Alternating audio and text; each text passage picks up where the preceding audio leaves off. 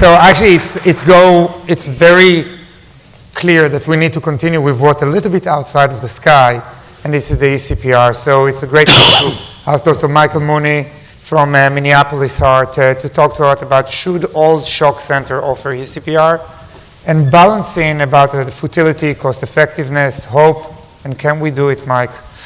Well, I hope the answer is yes, but it will always be a qualified yes. Let's just talk very briefly about the epidemiology of cardiac arrest. It's an out-of-hospital occurrence of greater than 400,000 in the United States. That's an astounding number. And refractory cardiac arrest occurs 50% of the time. So that means that they're in trouble trying to resuscitate the patient in the field. If you look at the origin of the cardiac arrest, if it's VT-VF related, the outcomes over time are good or better than if it's PEA or asystole. And this is a theme that I'm going to come back to on a couple of different times. I think I'm trying to advance here, but it's not happening. The green, there we go. If we look at the patient characteristics on the upper right-hand panel, if you're less than 75 with a shockable rhythm, you can see that a favorable outcome, even extending out to 30 minutes of CPR, are quite achievable. That's really not the case if you have PEA asystole or you're older. The cut point on age is important. And the standard resuscitation measures and their strategies are inefficient over time. The duration of CPR, as that increases, the survival decreases dramatically, and survival's grim after 30 minutes. So you have a very time-sensitive occurrence. If you're going to get aggressive, you don't have a lot of time to work with. CPR duration and survival characteristics can be altered in blue there if you see ECPR is used versus standard measures. As time is extended, the quality of the outcomes can improve. But it's not forever. And there's also an important cut point at 45 minutes of CPR. So it's not a cure-all for everything, but it can save lives in a dramatic manner. So the out-of-hospital chain of survival in cardiac arrest, the demands are extremely high in ECPR. The communication as to what was the original arrhythmia, was it VT-VF? How does that get communicated from the field to the decision makers, to the team that are going to implement the ECPR? And the connectivity with equipment is very difficult for most EMS systems that are volunteer. So the connectedness, the disciplines, the training, the familiarity with the operators performing the ECPR are all critical features. If you look globally across the map of the world, the highest density of ECPR is offered in Japan, Korea, and to a lesser extent, Taiwan.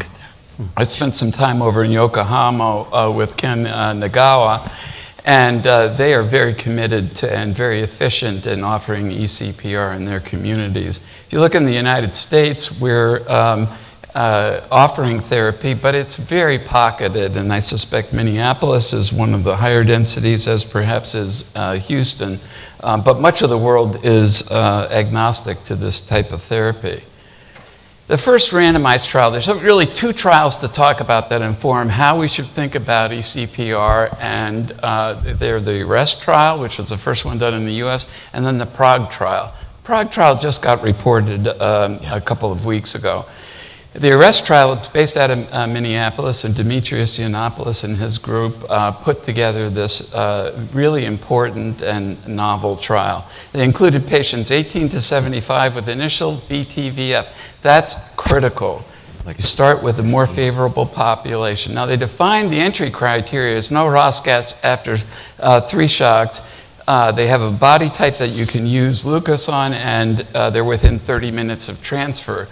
And it was the first US randomized trial in ECPR. But what you need to know, those criteria don't describe really what these patients were like. They got CPR for an average of 45 minutes. These were very, very sick patients. They randomized into 2 treatment arms, the early ECMO-facilitated resuscitation, the panel off to the left, describes what their strategy was if there was no ROSC. So they're 45 minutes into things, the patient is still in full arrest, they then put the patient on ECMO. But they didn't do it indiscreetly. They put criteria in place. So the end-tidal CO2 is a very good marker for your cardiac index during CPR. It lets you know, geez, how's the patient getting perfused? If the end-tidal CO2 is less than 10, CPR is not so good. You've got a global ischemic burden that's going to be hard to recover from. If you combine it with an arterial saturation of less than 50, PO2 of less than 50, and a lactate of greater than 18. So if you have 2 of those characteristics, withhold therapy. Interestingly, because of all the training they did, they didn't disqualify anybody from ECPR, and they all got therapy. But it is important to put some metrics in there to say, what's the condition of this patient, and should I offer advanced therapies? On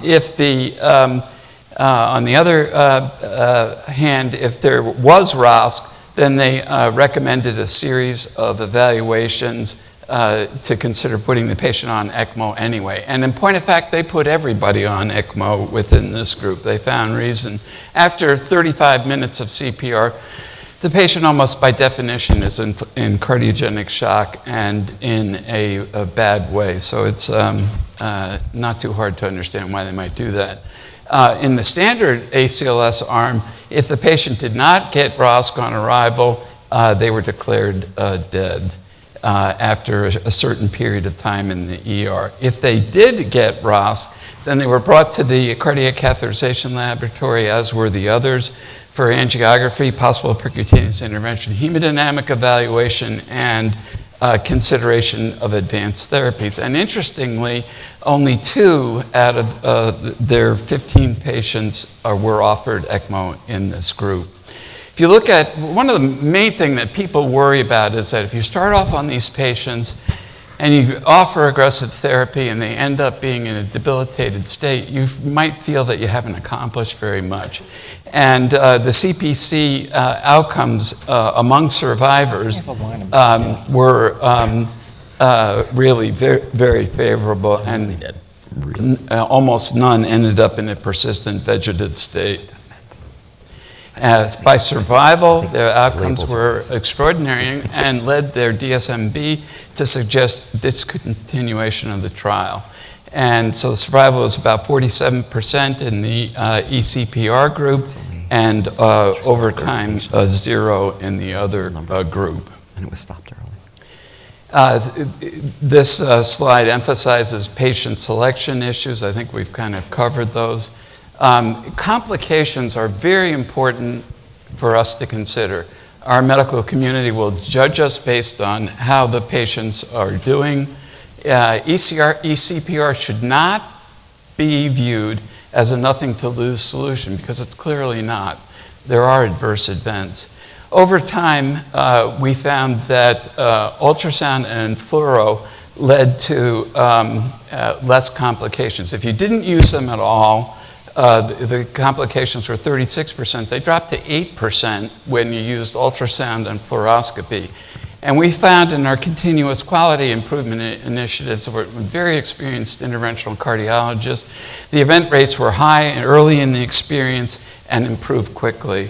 Limb ischemia was reported to be between 3 and 15% infection, is not terribly uncommon, and bleeding at the CPR site and insertion site and abdominal bleeding were 28, 49, and 14% respectively. Let's skip this. So based on the ARREST trial, we extended the work out into the community. The MMRC consortium brought this model of ECPR to the community. And initially it was envisioned that the selected sites would be trained and offer ECPR at their local sites, do the angiography, and then bring the patients to a central site for post-ECMO care. That actually didn't work out very well because it's hard to get large bore experienced physicians who are comfortable putting in large bore catheters, know how to use ultrasonography, and can do cannulation on patients who are getting Lucas counterpulsation. So what they did was brought teams, formed teams, relied on early communication and deployed these teams to regional centers very quickly, and then these specialized teams of implanters offered therapy at the remote sites. Their outcomes were surprisingly good, 47% neurologically favorable recovery, validating that the initial arrest trial, which was single site only, might be more generalizable. This is to really point out that the resources available in Minneapolis are extraordinary. The Helmsley Foundation has brought in $40 million. We have fancy trucks that have cath labs in them, and a variety of communication tools that extend our ability to make decisions quickly based on information from the field. How generalizable they are is a matter of some concern. ECPR with or without therapeutic hypothermia, the meta-analysis have all suggested hypothermia makes a difference, and we'll get back to that. Among the ongoing trials, Inception is an important study out of the Netherlands. They have not reported yet. They are using a decentralized approach where emergency physicians are cannulating, and we have yet to see their results. But the two principal efforts are the ARREST and the PROG study. So now the PROG study, a remarkable effort, 31% survival with invasive strategy, and with standard strategy, 22%. So 9% improvement, not earth-shattering, but there's a lot of caveats here. Randomized single-center study, accruing information from 2013 to 2020. It was shockable and non-shockable rhythms were included. It was witnessed 5 minutes of ACLS. Intra-arrest transport, immediate invasive therapy, ECPR versus standard therapy.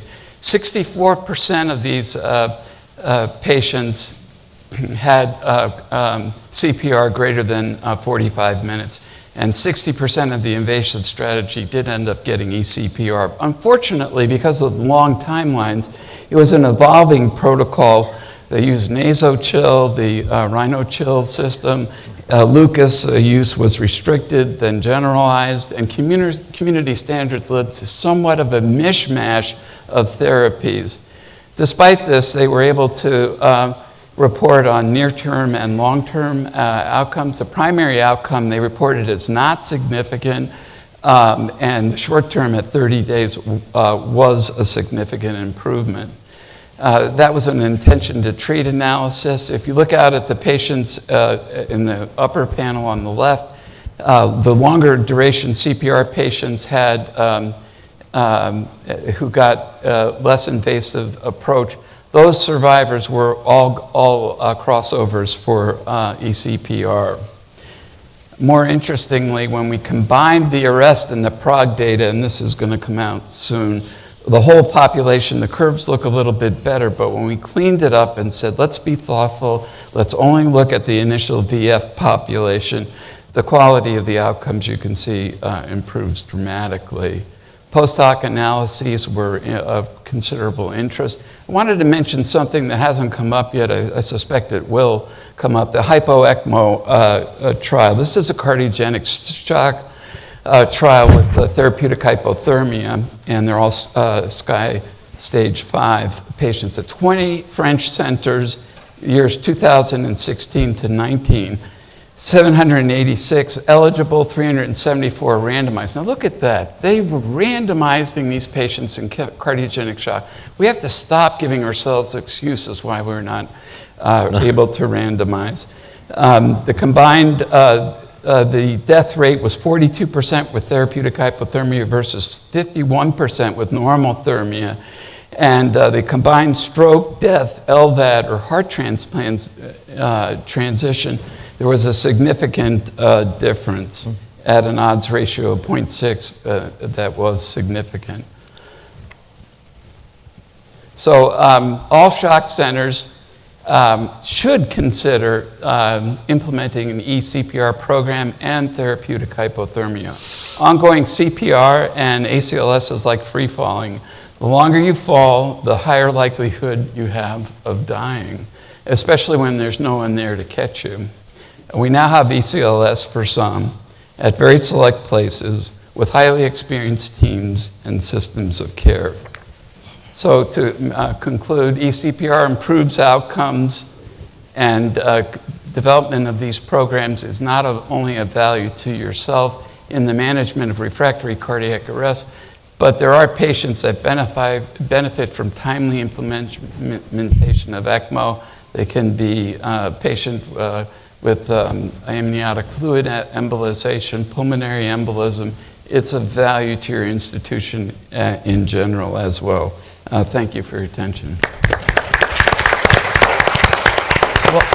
Wow, Michael, that was very impressive, I have to say, to have those also, the capital, to have those cars and to be able to do. Maybe we'll start there, yes, so. So, the ultimate prognosis is really determined by the neurologic prognosis. Is there any better way to assess, the neurologic function and regional perfusion before, putting them on ECMO? No. So that's any effort to do that is fraught with an error rate that's simply unacceptable. You cannot early prognosticate based on physical examination, the neuro exam, or BIS, or none of them. Yeah, the BIS, we do use the BIS, but we use the BIS to assist with therapy. So when we have the patient on ECMO, we use the flow rates and temperature management to assist with function.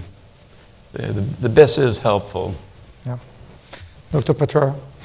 Well, I think it's a great idea, and obviously Minnesota has a lot of experience just with CPR and coming with Lucas and bypassing the ER, because I was there and I saw that many times. Right. There was not even stopping on the ER, the patient will come directly to the cath lab with the Lucas device. Here there is, many of the places we have to stop in the ER, and that takes time from the patient. I think the double edge of this is how many patients can we have on ECMO on each hospital, each cardiogenic shock hospital. There's too much ECMOs that we can do.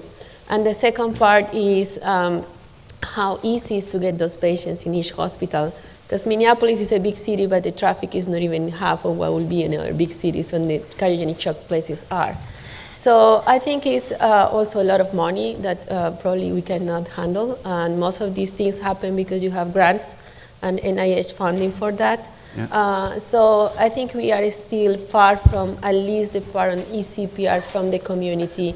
It's easy to establish that in the hospital, but it will be a double edge in terms of financial burden for all the centers, and we need to think about that in the long term. So Michael, before you answer in, I want to even go on what you comment, Russian care. That's what the question is actually asking here. Yeah. Yes, you can do it in an elite center that have a lot of setup. Right. Should we do it? And I think that's the question that you ask, is the burden that we're talking is too big? Now that you have it across Minneapolis, it's not only in one center, maybe it started in the University of Minnesota, you're actually from Abbott Northwestern. How is it across Minnesota? Should we do it? Yeah, so it's not a generalizable strategy for the entirety of the state. So this is just within the state region. And it's estimated that when the program's fully implemented, assuming that there's ECMO beds available, that 60 lives will be saved a year as a result of this. And with that, a considerable uptick in the number of organs available for transplantation. It's a delicate balancing issue because keeping these specialized teams on call requires an annual budget about $1.2 million. And extraordinary things can be done, but balancing the issue that makes this attractive is that the survival rates are getting close to 50%. So it's 48%. And some of the stories that come out from this are absolutely compelling. And it really makes you ask the question, how much is a human life worth? And I think it's a valid question at 48% survival. I think more than whether we should do it, the bigger question is how can we do it in a cost-efficient way? I'm sure, Europe and Japan maybe figured out a way where you can do. I mean, if you want to have it, at least we are from Houston, if you want to have a ECMO center in every hospital in the Texas Medical Center, that's going to be way too expensive. But the question is, can we have one ECMO center where all the hospitals put in resources and invest in them, where we share the ECMO center, something like like a donor recovery hospital. I mean, I'm just thinking out loud here, but I think that may be a better question to ask. And with all the your shocks, point that we cooperate in Minneapolis. We don't have a bunch of ECMO programs. We share resources. We distribute the hospitalizations, and so I think you're absolutely correct. Cooperation is very important. I think on that point, we should learn from our most recent experience with ECMOs, and it's COVID. We suddenly saw a surge of patients that need ECMO, and we were not prepared for that. So I think in terms of cost effectiveness and if we should do it and how much value we're going to give to somebody, we need to take the experience that we just have in the last 2 years and decide how feasible is that in terms of cardiogenic shock. Well, we paused the program significantly during the COVID crisis. All of our ECMO beds were tied up, but we were not open to ECMO. So this is a very resource-intensive effort, and there are times when you can't offer treatment. Yeah. So, really great job, Mike. And what I would just like to say, I think it pushes us in the right directions in many ways.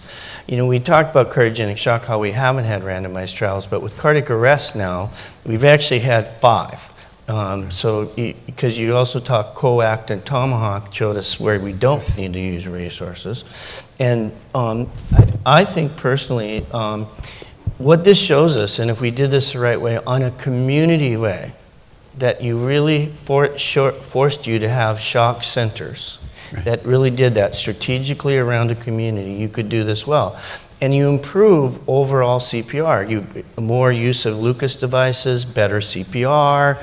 And I think one of the key points about the arrest trial people lose track on, I completely agree with Mike that you cannot prognosticate, but you can pick characteristics like this was cut off at age 75. Most people cut it off at an age. Number 2, no end-stage renal disease. Number 3, he had pretty clear criteria of when you stop.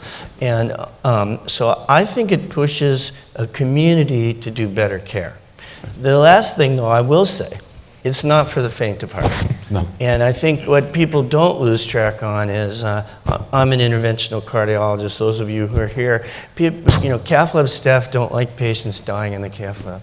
No. It's not a good thing. No. And now it's 2 o'clock in the morning, and you're there, and there's a patient that you declare dead.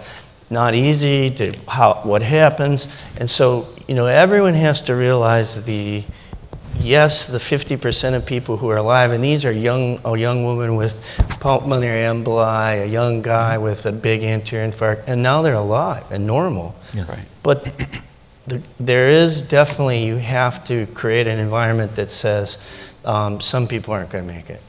Thank you. Thanks.